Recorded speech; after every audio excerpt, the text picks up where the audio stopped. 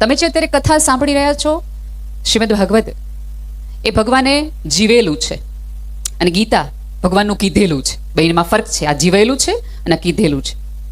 આમાં દરેક અવતારોમાં તમને અલગ અલગ રીતે, પછી કદાચ પૂજ્યચરણ તમને એવું કહેશે કે આ અવતાર લેવાનું ભગવાન પાછળનું આ કારણ હતું, એટલા માટે એણે પૃથ્વી પર અવતાર લેવો પડ્યો, એવું તમને કથા દરમિયાન જ્યારે અધ્યાય પૂરો થશે ત્યારે કહેશે.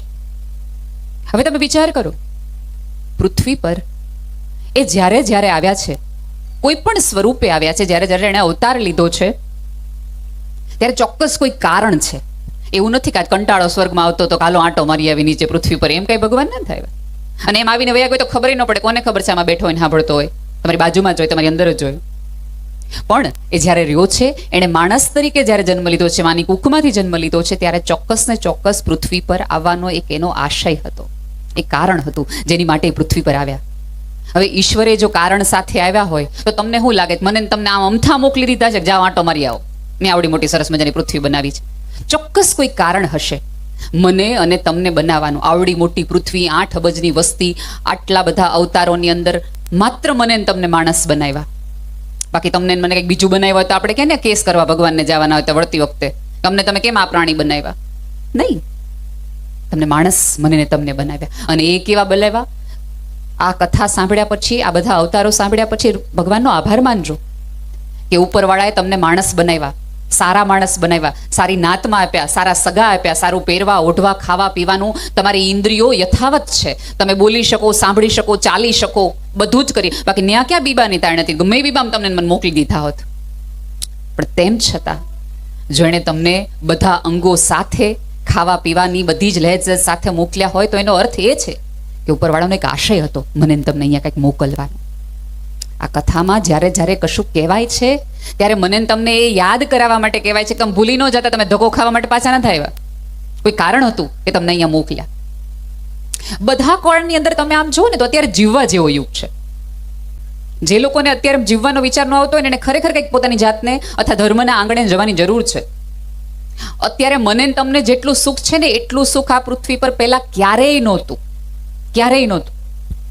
આમાં માવડીઓને પૂછજો કે પહેલાના જમાનાની તકલીફો, પહેલાના જમાનાની દુઃખો એમને પૂછજો તો ખરા. અત્યારે 2 મિનિટ પંખા વગર નથી ચાલતું. એમણે કેટલી ઉનાળાઓની રાતોમાં કિલોમીટર આ જ કચ્છમાં પાણી ભરવા માટે ક્યાં ના ક્યાં ગયા હતા. આ જ બધા કઈ બહુ જૂની વાતો નથી કરી રહી. એનો અર્થ એ છે કે અત્યારે હું ને તમે જે સુખ ભોગવી રહ્યા છીએ, જે જીવી રહ્યા છે, વિજ્ઞાન પણ એવું કહે છે કે અત્યારની માનવજાત જે જીવી રહી છે એ સારામાં સારું સુખ છે. આનાથી વધુ સુખ પહેલા રાજા મહારાજાઓને નહોતું એટલું મને ને તમને છે. તમને જો, તમને અત્યારે ગરમી થાય તો તમે પંખો કરો, એસી કરો, 12, 43, 48, 45 ડિગ્રી હોય અને તમે તમારા ઘરના રૂમનું તાપમાન 26 રાખી શકો. તમારા હાથની વાત છે. ભગવાનના હાથની વાત હવે નથી રહી વાતાવરણ બદલાવું, તમારા હાથની વાત છે. તમે જો પહેલાના જમાનામાં આમાં તમને કથાઓમાં કહેતા હશે કે ઓલા દાનવે અથવા ઓલા દેવતાએ આટલો ધર્મ કર્યો, આટલો ભગવાનની પૂજન કરીને ઊંધા લટકી ગયા, નીચા લટકી ગયા, આગ નીચે કર્યા, એક પગે ઉભા રહ્યા, રાફડા થઈ ગયા, ભૂખ્યા રહ્યા, હાડ ગાળી નાખ્યા. ત્યારે ભગવાને પ્રસન્ન થઈને કીધું, બોલ તને શું જોઈએ છે? એણે કીધું હોય કે હું ચપટી વગાડું, ખાવાનું હાજર થઈ જાય, મારે જે જોતું હોય મને આવી જાય. આવી બધી હમણાં જ મેં પૂજ્ય મુરારી બાપુ સામે વાત કરી. મેં તો પહેલા આ બધું હતું, તમારે જે ખાવું હોય ચપટી વગાડે ને સામે આવી જાય, થાળ આટલો મોટો ભરાઈ જાય. મેં તો અત્યારે અમે ક્લિક કરીએ તો ઝોમેટો સ્વિગી વાળા અમારે જે જોતું હોય અમને આપી જાય. પહેલા અમારું પુણ્ય વપરાતું હતું, અત્યારે અમારો પૈસો વપરાય છે. સ્થિતિ તો સરખી જ છે ને. પહેલા તમે જો અમારા કેટલા બધા લોકો એવા હશે કે વિદેશથી તમારી માટે કોઈ કશુંક લાવતું ને તો કોથળી આપણે હાંચવી રાખતા કે અમેરિકાની કોથળી, આમાં ચોકલેટ આવી છે. હવે એવું કોઈને રહ્યું જ નથી. આ પેઢીને કોઈ ફરક જ નથી પડતો, કારણ કે એને અમેરિકાની વસ્તુ જોતી હોય તો એ એક ક્લિકમાં મગાવી શકે છે. અહીંયા બેઠેલ વડીલોને મારે કહેવું છે, અને ખાસ તો જે અમારા ઉંમરના 40-45 વર્ષના લોકોને કહેવું છે કે કાંડામાં ત્રેવડ હોય ત્યાં સુધી ચોક્કસ કમાવ, પણ તમારા સંતાનોને એટલું બધું આપીને ન જાઓ કે એને કમાવાની ઈચ્છા જ ન થાય, એને કશું કરવાનું મન જ ન થાય કે આપણે ક્યાં જરૂર છે, આપણે ક્યાં જરૂર. અને પાછું પપ્પા કહે તે બેઠા બેઠા. અને આમાં થાય કેવું મેક્સભાઈ કે પપ્પા કામે જાય, આમે જાય, બધી મજૂર થાય અને દીકરાઓને એમ કે અમે તારી માટે તો કમાઈએ જ, અમે તારી માટે તો કમાઈએ જ. અને સાંજે મમ્મી એમ કે ભણવા જાઓ, ભણવા જાઓ, ભણવા જાઓ. એ છોકરાને એમ થાય પપ્પા મારી હાટું જ કમાય, હું ભણવા માટે મમ્મી આટલી બધી માથાકૂટ કરતી હશે. એટલે ઓકે, છોકરાને એમ થઈ જાય ઓકે આ બધું જે બહાર વ્યવસ્થાઓ ગોઠવાય છે મારા પપ્પા છે 8, 9, 12 કલાક બહાર રહે છે, એ મારી માટે જાય છે. પછી એ દીકરો 20, 18, 19, 22 વર્ષનો થાય અને તમારી પાસે જે તમારું કમાયેલું હોય પાછું લઈ લે, અને ત્યારે તમે એમ કહો કે તારું નથી, મારું જ.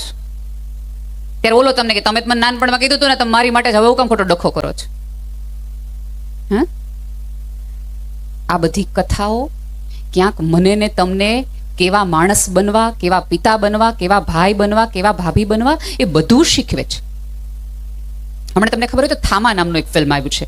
આ નવી છોકરીઓ જે છે એને બધાને ખબર હશે. થામા નામનો ફિલ્મ છે ને, એમાં ફિલ્મ આખું કાલ્પનિક પાત્ર છે ને, એની અંદર ભૂત હોય જે માણસનું લોહી પીતું હોય. પછી થોડાક વખત પછી ભૂતો નક્કી કરે કે માણસનું લોહી પીવા જેવું નથી. ત્યારે એ ફિલ્મની અંદર રશ્મિકા મંદાની બહુ સરસ ડાયલોગ બોલે છે કે અમે લોકોએ ભૂતોએ ભેગા થઈને નક્કી કર્યું કે હવે માણસનું લોહી પીવા જેવું નથી, કારણ કે માણસના લોહીમાં બહુ ઝેર છે. અને પછી એક વાક્ય બોલે છે, અહીંયા બેઠેલા મારે ને તમારે બધાએ સાંભળવાની જરૂર છે. એ કે ખબર નહીં તમે માણસો જે કેવા છો, એ કે તમે ક્યારે કોઈ સિંહને મારી નાખતા જોયો? મારે ખરા, બાધે ખરા, પણ મારી ન નાખે. આ પૃથ્વી પરનું એક પણ પ્રાણી પોતાની જાતના પ્રાણીને ક્યારેય મારતું નથી, એનું લોહી પીતું નથી, ઓલું ખાતું નથી. માણસ એક જ તમે એવી પ્રજાતિ છો કે માણાને મારે છે. તમે જો નાનો ભાઈ, તમે ત્યાં કોઈ શિકારીઓ છે, કોઈ એકબીજાનું શિકાર લઈને ન જાય. આ તો મોટો ભાઈ આમ ગયો, નાનો ભાઈ પોતાનું ખેતર વાળી નાખે, એનું લોહી પી જાય, જીવન પી જાય, એનો પરસેવો ખાઈ જાય, પૈસા ખાઈ જાય. આપણે એક જ છીએ. આ પૃથ્વી પરનું સૌથી ખતરનાક પ્રાણી હોય તો એ માણસ છે, જંગલમાં રહે છે નહીં. આ બધી કથાઓ ક્યાંક મને ને તમને એ સમજાવે છે. એક વખત બે સિંહો હતા, બે ભાઈઓ હતા, સરસ બેનું ચાલતું હતું, કંઈ બહુ વાંધો નહોતો, સરસ મજાની રીતે.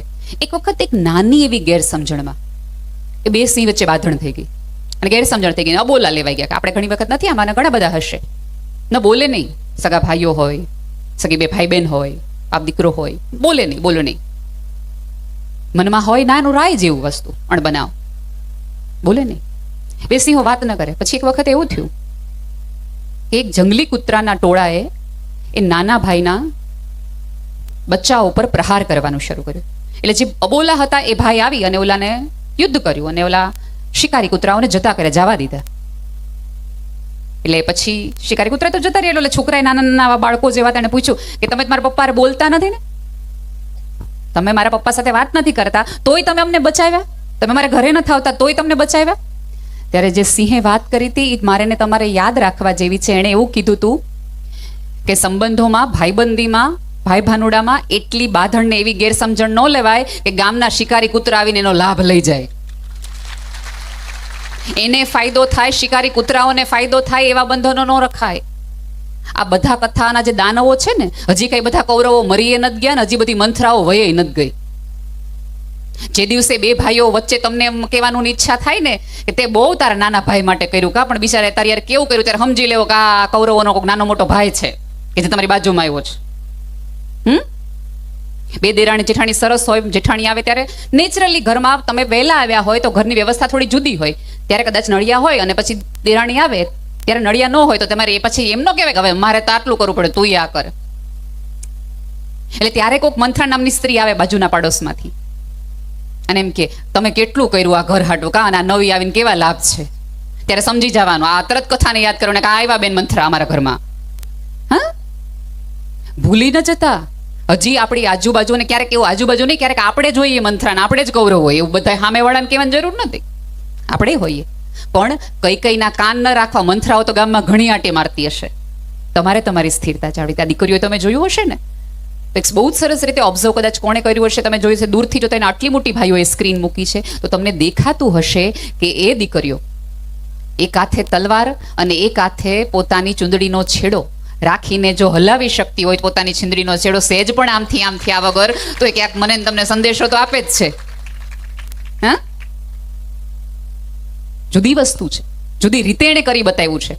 અને આ દીકરીઓની આ ક્ષમતાને તાકાત જોઈએ તો આપણે સમજાય કે અમથા મોદી સાહેબે નહીં ઓલી બે દીકરીઓને મોકલી પાડોશીને પતાવી આવો, તમે બે પૂરતીઓ છો. આ બધી જ આવી જોયું છે ને. હવે તમે વિચાર તો કરો, આ નંદગામની 12-15 વર્ષની દીકરી તલવારના રાસથી પોતાની ચૂંદડીનો છેડો હલાવ્યા વગર પોતાનો તાલ ડિસ્ટર્બ ન થાય, અન્યના પગને વાગે નહીં. તમને કોઈને એવો વિચાર આવ્યો કે તલવાર ઝટકશે અને અમારા માથે આવશે? નહીં. એની ક્ષમતા ઉપર મને તમને શ્રદ્ધા હતી. પણ તકલીફ એ થાય છે કે જ્યારે બહાર જાય છે ત્યારે આપણે બધી ક્ષમતા ઉપર શંકા કરવા માંડીએ છીએ. હું હંમેશા મેં સ્ત્રીઓના સન્માન માટે વધુ વાત કરી છે. કારણ કે હું આજે માનું છું, આ જગતની કેટલી બધી સ્ત્રીઓ, ભાઈએ વાત કરી ને કે કલ્પના કરો સ્ત્રી વગર. કલ્પના અમે તો શું સ્ત્રી વગર કરીએ, મહાદેવ નહોતા કરી શકે, ખબર પડી ને કે વયા ગયા ત્યાં તાંડવ શરૂ કરી દીધું હતું. એટલે માણસની કલ્પના તો વાત જ રહેવા દો. એ જો ઘડીક વખત ન રહી શકતા હોય તો આ બધા, તમે જો બેનો બોલે નહીં ને તો ભાઈઓને સૌથી વધુ તકલીફ થાય. બેનો બોલે તોય તકલીફ ભાઈઓને થાય ને બેનો ન બોલે ને તોય ભાઈઓને તકલીફ થાય. તમે આજે પ્રયોગ તરીકે કાલ આવતીકાલે કરજો કે ભાઈ ઘરે આવે ને તો તમે શાંતિથી પાણી આપજો ને એક પણ પ્રકારના પૂછતાછ ન કરતા. તમારા પતિ 3 વખત પોતાના તમારા સંતાનોને, એ બાળક છે રડે, બાળકના પપ્પા રડતા હોય તો ઓલી બાજુ જાઓ, તો શું કામ કરો છો? એની માટે આ કામનું નથી. આ બાજુ ધ્યાન રાખો. તો વાત હું એ કરતી હતી કે તમે નહીં બોલો ને જે દિવસે ઘરે જઈને, તે દિવસે એ 3 વખત ઘૂમ રૂમમાં આમથી આમ આટા મારી આવશે અને દીકરાને સંતાનને પૂછ્યા કેમ કંઈક થયું છે મમ્મી, બોલતા કેમ નથી? તરત મૂંઝવણ. કારણ કે હજી સુધી પુરુષ છે ને એ જગતમાં બધું સહન કરી શકે, પણ સ્ત્રીનું મૌન સહન કરી શકે એટલો શક્તિશાળી હજી પુરુષ નથી થયો. અને મૂંઝારો થવા માંડે કે આ બોલતી કેમ નથી? કારણ કે એના બોલ ન બોલે તો ધરતીકંપ આવી જ જાય. ઓલો તો આવ્યો તો ને, આ તો ખરેખર રોજે રોજ આવે. અઘરું છે. અને અહીંયા બેઠેલા દરેક સ્ત્રી અને ભાઈએ ક્યારેક ને ક્યારેક તો જાણે અજાણે એક વાક્ય બોલ્યું હશે કે આ સ્ત્રીએ તો મારી જિંદગી બગાડી નાખી. ગુસ્સામાં બોલ્યું, પ્રેમથી બોલ્યું, વટથી બોલ્યું. તો એવા દરેક ભાઈઓને 2 હાથ જોડી અને વંદન કરીને મારે એક વાત કહેવી છે કે જો તમે એવું માનતા હો કે આ સ્ત્રીઓએ તમારી જિંદગી બગાડી નાખી છે, તો મારે તમને કહેવું છે કે તમારા ઘરના 25 કિલો ચોખા 1.5 કિલો એરડિયુંમાં દઈ અને અમે 2.5 વર્ષ સુધી તમારા ચોખા ન બગડવા દેતા હોઈએ તો એ સ્ત્રી તમારી જિંદગી બગડવા દે એમ તમે કહો છો? તમારા ઘરની રકેબી તૂટે ને તો ચીસ અમારામાંથી નીકળે કે આના પરસેવાની કમાણીની છે ને એટલે રેડ નીકળે. તો આપણે કહે પણ હું રાડું નાખસ, આ રકેબી તૂટી ગઈ એમાં. અહીંયા હવે ભરત છે ને, આ બધી બાઓ અને માવડીઓને પૂછજો કે પેલા ભરત ધરવા માટે તમને સારું કાપડ નહોતું અપાવાતું. જે લીરા હોય, ચોડાઈ ગયેલું હોય, ફાટી ગયેલું હોય, ફેંકી દેવાનું હોય ને એ કાપડ તમને આપે અને એમાંથી તમારે ભાત પાડવાની, એક સરખા લીટામાંથી સુંદર દેખાડ્યું. સાહેબ, આ એ સ્ત્રીઓ છે કે તમારા ઘરના ફાટેલા કપડાઓમાંથી તમારા બધાના વાસ્તી સરસ મજાના તમારા આંગણા રૂડા લાગે ને એવા ભરતકામ કરીને દેખાડ્યું હોય, ફાટેલાને સાજા કરી નાખે, એ આ બધી માતાજીઓ છે. અને સાવ સાદી વાત છે સાહેબ, મેં તો અનેકો વાર સ્ટેજ ઉપરથી કીધું છે અને જવાબદારી સાથે કહું છું, જે દિવસે તમારી ઉમરાવાળી રાજી ને તે દિવસ તમારી ડુંગરાવાળી રાજી. બાકી ભૂલી જાઓ, ભૂલી જાઓ. માગો તો ઉપરવાળા આગળ માગજો, અનહદ માગજો, માગવું જોઈએ. હું તો એમ જ કહું છું, બધા એમ કે ભગવાન આગળ મગાય જ નહીં, હું તો એમ કહું ભગવાન આગળ જ મગાય. 2 હાથવાળા આગળ માગ્યું છે ને તો 10 જણને કે, 1000 હાથવાળા આગળ માગો ને તો કોઈ દી કોઈને કહેવા નહીં આવે કાણે મારી આગળ માગ્યું હતું. માગો જ, જે જોતું હોય માગો, અઢળક માગો. કારણ કે તમારી આગળ હશે તો તમે આવી કથાઓ કરી શકશો, મંડપો કરી શકો, બેન દીકરીઓને સાચવી શકશો. પણ સાથે સાથે ભગવાનને એટલું માગો કે ભગવાન એટલું દે કે હું જગત આખાના ટાણા સાચવી શકું. બેન દીકરી મારા ઘરેથી આવે તો હસતી હસતી વાસી જાય અને મારા ઘરની પુત્ર વધુ હસતી હસતી રસોડામાં જાય. હસતી હસતી સ્ત્રી રસોડામાં ક્યારે જાય કે તમે એને હાચવતા હોય ને તો. બાકી તમે ચાનું મૂકવાનું કહો તેમ થાય કે આ ચા ને એવી બાળી દેવીશ ને કે આ માગે નહીં બીજી વાર ચા. હસતી હસતી ક્યારે જાય પુત્ર વધુ? કે તમે એવું સન્માન આપ્યું હોય ત્યારે. અને અહીંયા નવી યુવાન ભાઈઓ છે, સોશિયલ મીડિયા ઉપર આપણે જેટલા સારા હોઈએ ને એટલું જે દિવસે આપણે ઘરમાં સારા રહેવા માંડીએ ને તે દી થોડુંક હખે ડખે બધું સરભર થાય. તમે જુઓ ત્યાં કોઈક સરસ મજાની બેન છે, એ ગમે એવી, હા એ બેનને આપણે કોઈ દિવસ મળ્યા ન હોય. અને બીજું કે તમે જેને સરલા કહો છો ને એ એકચ્યુઅલી સુરેશ છે એવું ઝુકરબર્ગે કહે છે. એટલા ફેક આઈડી સોશિયલ મીડિયા ઉપર છે. ત્યાં એક સરસ મજાનો શાકનો ફોટો, રીંગણાનો ઓળાનો ફોટો મૂકે, તમે કેટલા દિલ દિયો, અંગૂઠા દિયો, અરે આ મરી ગયા બિચારા, વાઢિયા પડી ગયા ઓળા કરી કરીને, કોઈ દી ન કીધું કે હારું બનાવ્યું ને. તો તરત જ આપણે રોજ હું ઓળાને રોટલા લાવતા હશે નહીં. એક બહુ ખોટી ગેરસમજણ આપણા બધાના મગજમાં એવી રહી ગઈ છે કે ઘરના હોય ને થેન્ક યુ નહીં કહેવાનું. ઘરનાને કોઈ માફી માંગવાની રીત પારકા રહ્યો, એની માફી હોય, પોતાના થોડી માફી હોય નહીં. સૌથી વધુ તમારી બાજુમાં ને પડખે રહેનાર વ્યક્તિ છે એને જરૂર છે તમારા થેન્ક યુ ને સોરી. અને સૌથી કહું, આ બધી માં છે ને માં, એ પેઢીએ તો આભાર સાંભળ્યો જ નથી, એને જગતનો ઓબ્જેસ જ લીધો છે. અત્યારે આમાંના કોઈક બાને બેસીને પગે લાગીને તમારામાંનો કોઈક દીકરો કે કોઈક પુરુષ એવું કહે ને કે તમે હતા તો અમે અહીંયા ટકી રહ્યા ને અમે ઉજળા થઈ ગયા. સાહેબ, એ સ્ત્રીનો ઘસારો ને એનો ગોઠણનો દુખાવો હોય છે. ખારું થયું કે આ ઘર માટે મેં ઘસારો લીધો. એને કદર તો છે, કદર તો છે, પણ એ કદર આપવા માટે અહીંયા બેઠેલી બહેનોએ શરૂઆત કરવી પડશે. જે દિવસે તમારા કુખે આવતા સંતાનને, તમારા કુખે આવતા પુરુષને તમે સ્ત્રીની ક્ષમતા, સ્ત્રીનું સન્માન, સ્ત્રીએ કરેલા ઘસારા, સ્ત્રીએ કરેલા વલણ, સ્ત્રીએ કરેલા ઉજાગરાનો તમે હિસાબ આપતા શીખવાડશો, તો આમાંના જે નવી પેઢીના દીકરાઓ છે એ આવતા દિવસની દીકરીઓને કહેશે કે તું હું તારી સાથે છું, તો એ સન્માન આપશે. ત્યાં તો સરસ બધી દીકરીઓ ભણે છે, પોતાનું નામ બનાવે છે.